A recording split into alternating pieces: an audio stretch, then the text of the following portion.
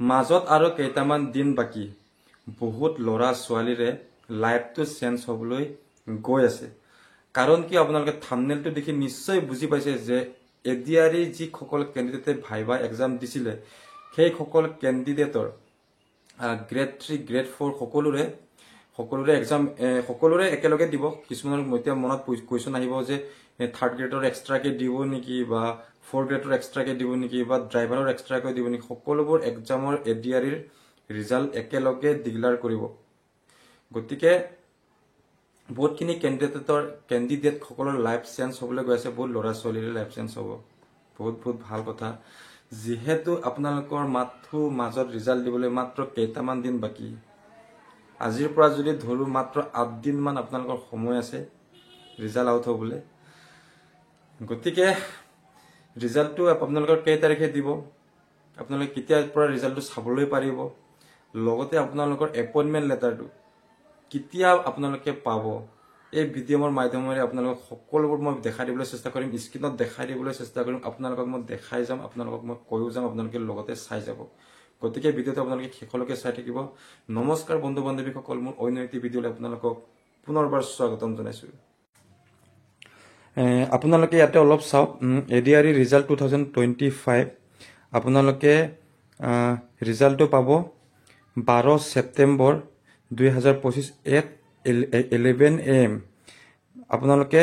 ৰিজাল্টটো 11টা বজাৰ পৰা 12 তাৰিখে 11টা বজাৰ পৰা আপোনালোকে ৰিজাল্টটো চাব পাৰিব আপোনালোকৰ ৰিজাল্টখিনি আৰু যদি মই অলপ তলত যাও এডিআৰই ফাইনেল ৰিজাল্ট 2025 ওভাৰভিউ আৰু আপোনাৰ ইয়াতে টোটেলখিনি লিখা আছে পোষ্ট নেমখিনিতে আপোনালোকে জানে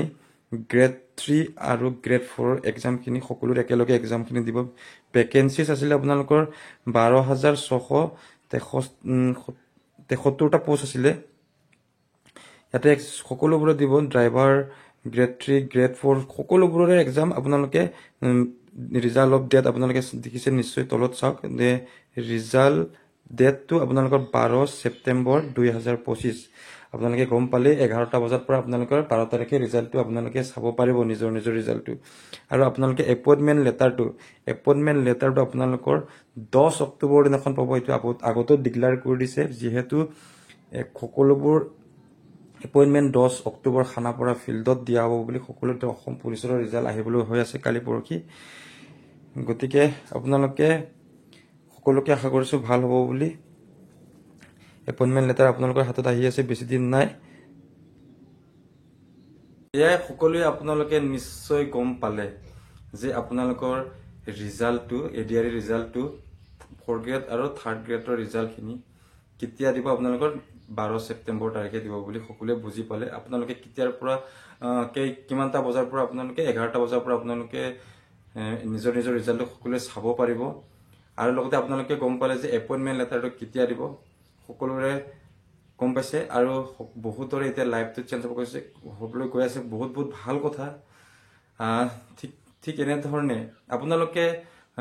নতুন বা ইনফৰমেশনবোৰ বা এনে ধৰণৰ আগতীয়াকৈ আপোনালোকে ইনফৰমেশনবোৰ পাই থাকিবলৈ প্লিজ চেনেলটো সাবস্ক্ৰাইব কৰি আপোনালোকে বেল আইকন দবাই ৰাখিব